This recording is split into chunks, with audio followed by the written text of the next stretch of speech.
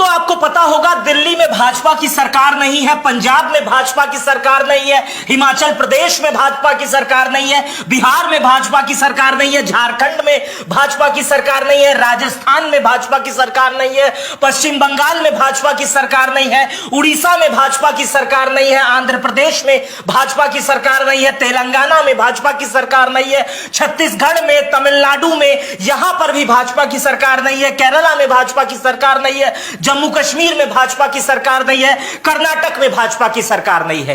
कर्नाटक में भाजपा की सरकार कुछ दिन पहले गई है, कर्नाटक के चुनाव के नतीजे आए हैं, कर्नाटक पे तब से चर्चा हो रही है। आज भी हम उसी टाइप की कुछ चर्चा करेंगे। लेकिन दोस्तों इतने लाइन से मैं बताया, भारत में 28 राज्य 8 केंद्र शासित प्रदेश है, 15 में भाजपा की सरकार नहीं है, लेकिन पूरे देश में एक नैरेटिव बनाया जाता है कि देश भर में भाजपा की सरकार है। लोगों को ऐसा पता है, इसलिए मैं आपको बता रहा हूं। देश भर में मोदी मय है, देश भर बीजेपी मय है, देश भर भगवा मय है। इस तरह की बातें करके भगवा को भी एक राजनीतिक दल से समेटा जाता है, बातें की जाती है। लेकिन ऐसा होता कैसे है? जब हमने सोचा और बहुत समझने की कोशिश की तो पता चला ऐसा होता है सिर्फ और सिर्फ विज्ञापनों से। अब हम आपको विज्ञापन के बारे में बताएंगे तो आपके होश उड़ जाएंगे कि भाजपा विज्ञापन पर कितना पैसा खर्च करती है। आपका अखबार खुलता है तो उसमें प्रधानमंत्री मोदी का चेहरा नजर आता है, योगी आदित्यनाथ का चेहरा नजर आता है, या किसी मुख्यमंत्री का चेहरा नजर आता है, कुछ नहीं तो कमल तो नजर आता ही है। आप टीवी खोलते हैं तो बहुत सारे एंकर बीजेपी बीजेपी बीजेपी, और ऐसा वो बोलते हैं, टीवी पे थोड़ा व्रत भी लेते हैं, लेकिन वो अपने प्रोफाइल पर इतने एक्टिव होते हैं बीजेपी को लेकर, बीजेपी का नेता कुछ भी कहे वो उसको दिखाएंगे। तो सारा खेल विज्ञापनों का है। अब आप समझेंगे कि भाजपा विज्ञापन पे कितना पैसा खर्च करती होगी। थोड़ा सा खर्च करती होगी, कितना खर्च करती होगी, सुनेंगे तो होश ठिकाने आ जाएगा। समझिए भाजपा विज्ञापन पर कितना पैसा खर्च करती है। भाजपा ने अब तक 6491 करोड़ रुपया, सही सुन रहे हैं, 6491 करोड़ रुपया विज्ञापन पे खर्च किया है। कितनी बड़ी रकम है। कौन बनेगा करोड़पति में? आदमी 1 करोड़ रुपए जीतता है तो कितना खुश हो जाता है, टीवी चैनल कितनी बार दिखाते हैं। लेकिन समझिए भाजपा ने विज्ञापन पर 6491 करोड़ रुपए खर्च किया है। अब आप ये पूछेंगे कि ये मैं आंकड़े लाया कहां से हूं? ये आंकड़े संसद ने बताया है। संसद में एक सांसद है एम सेल्वराज, इन्होंने 13 दिसंबर को लोकसभा में एक सवाल पूछा कि 2014 से लेकर अब तक कितने पैसा विज्ञापन पे खर्च किया जा चुका है। तो जवाब में जो आया कि 8 साल 10 महीने पर 10 महीने में विज्ञापन पे जो पैसा खर्च किया गया है वो 6491 करोड़ रुपया है। सोचिए इतने बड़े पैसे से कितनी सड़कें बनाई जा सकती थी, कितने अस्पताल बनाए जा सकते थे, कितने स्कूल बनाए जा सकते थे। उत्तर प्रदेश के स्कूलों की स्थिति आपसे छुपी नहीं है, जहां पर नमक रोटी और तमाम चीजों की घटनाएं सामने आती हैं। चलिए 6491 करोड़ खर्च करने के बाद भी, लेकिन अब इसका असर जनता पर नहीं दिख रहा है। अब आप ये पूछेंगे मैं कैसे कह रहा हूं, आइए समझाता हूं। देखिए इसका असर इस वजह से नहीं दिख रहा है कि कर्नाटक के चुनाव अभी बीते हैं। कर्नाटक के चुनाव में खूब विज्ञापन किए गए, भारतीय जनता पार्टी की तरफ से खूब पैसा अखबारों को दिया गया, खूब पैसा इलेक्ट्रॉनिक मीडिया को दिया गया।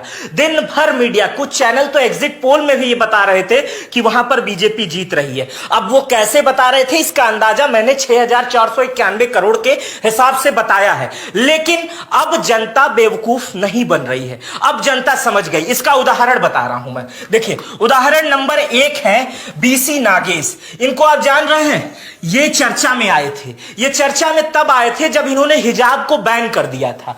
हिजाब लड़कियां कहे थे कि या तो लड़कियां स्कूल में पढ़ने जाएं या तो हिजाब लगा कर आए। इनको 25,000 वोट से चुनाव हार गए। और ऐसा नहीं है कि इनको मुसलमानों ने ही हरा दिया, हिंदू भी बहुत सारे वोट नहीं दिए। जिस क्षेत्र से आते हैं वो हिंदू बाहुल्य क्षेत्र है, वोट नहीं दिए तभी 25,000 वोट से हार गए। दूसरे बता रहा हूं, दूसरे सीटी रवि कुमार हैं। ये देखिए चश्मा वश्मा लगाए जो बैठे हुए हैं सीटी रवि कुमार, ये भी चर्चा में तब आए, ये कहे कि हलाल मीट नहीं कर्नाटक में आएगा। हलाल और झटका पे बाद में प्रतिबंध पे बात करेंगे, लेकिन आप जब सीटी रवि कुमार के बारे में विवादित बयान करके गूगल पे सर्च करेंगे तो इनको हजारों बयान गूगल पे मिल जाएंगे। मेरी कुछ मर्यादाएं हैं, इसलिए मैं नहीं बता सकता हूं कि इनके विवादित बयान क्या है, लेकिन ये दोनों विवादित बयान देते रहे, लगातार धर्म को बांटते रहे, लगातार ऐसी गतिविधि पैदा करते रहे कर्नाटक में जिससे दो धर्म एक दूसरे से नफरत पैदा हो जाए, लेकिन ऐसा हुआ नहीं।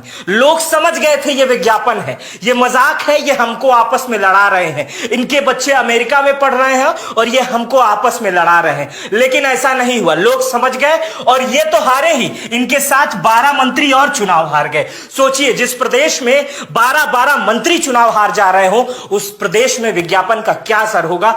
इसीलिए मैं कह रहा हूं, जो 9,491 करोड़ का मैंने आंकड़ा बताया है, अब उस विज्ञापन का भी असर नहीं पड़ रहा है। चलिए थोड़ा सा आगे और ले चलते हैं। ये बयान आपको याद होंगे दोस्तों, ये बयान याद होंगे, देश के प्रधानमंत्री यही कपड़ा पहन के नारा लगाए थे, बजरंग बली की जय। बजरंग बली और बजरंग दल दोनों को कंपैरिजन कर रहे थे, बेचारे से बजरंग बली ही नाराज हो गए।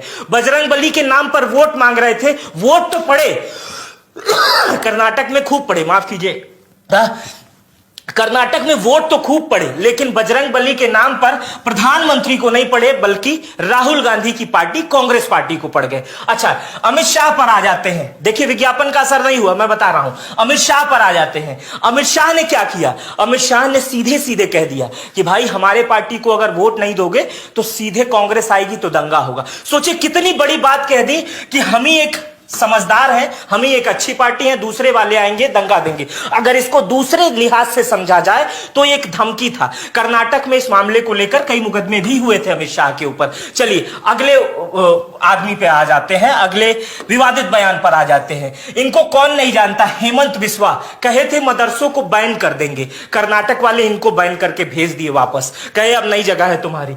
मदरसों को बैन नहीं होगा, गुरुकुल भी खुलेगा, मदरसा भी खुलेगा। चलिए दूसरे आ जाते हैं ईश्वरप्पा पूर्व डिप्टी सीएम रहे हैं, बहुत बड़ा चेहरा है। ईश्वरप्पा खुलेआम बोल रहे थे कि हमको मुस्लिम वोटों की जरूरत नहीं है, सही में नहीं दिए, हिंदू भी नहीं दिए, बेचारे खुद तो हारे, अगल बगल को हराए, खुद भी हार के निपट लिए। तो समझने की कोशिश करिएगा कि अब जनता विज्ञापनों को नहीं समझ रही है, विवादित बयानों को नहीं समझ रही है। अगर कोई नेता आ रहा है, मोहब्बत की बात कर रहा है, आपस में मिलजुल के रहने की बात कर रहा है, 100% आबादी की बात कर रहा है, तो उसको जनता जिता रही है। लेकिन ये तो था कर्नाटक का। उत्तर प्रदेश में अगर हम आ जाएंगे तो उत्तर प्रदेश में योगी आदित्यनाथ की जीत हुई है। अब ये कहा जा रहा है कि योगी आदित्यनाथ जो है वो नरेंद्र मोदी से बड़े नेता हो गए हैं और नरेंद्र मोदी का जादू खत्म हो गया है, नरेंद्र मोदी टाई फिश हो गए हैं। कि जिस तरह से कर्नाटक में नरेंद्र मोदी के बार बार जाने के बाद भी कर्नाटक की स्थिति का बेड़ा गर्क हो गया, कर्नाटक में बीजेपी बुरी तरीके से हार गई। कुछ लोग सीधे कह रहे हैं कि नरेंद्र मोदी चुनाव हार गए क्योंकि जीत की जिम्मेदारी हमेशा सहरा मोदी पे बांधा जाता था, इसलिए हार की जिम्मेदारी भी नरेंद्र मोदी पर है।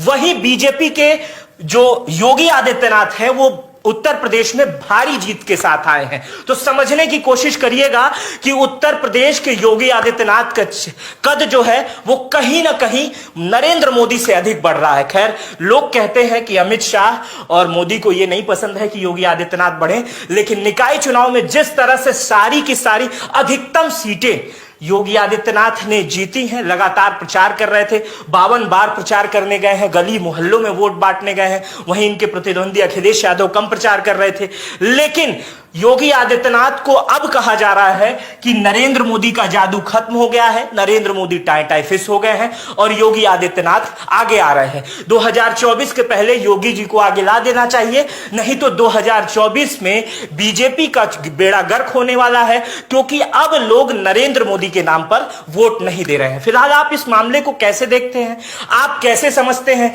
क्या सही में योगी आदित्यनाथ का कद बढ़ रहा है और नरेंद्र मोदी का कद गिरता जा रहा है? क्या लोग अब विज्ञापनों पर वोट नहीं दे रहे हैं? क्या अब लोग हिंदू मुस्लिम करने से अब वोट नहीं दे रहे हैं?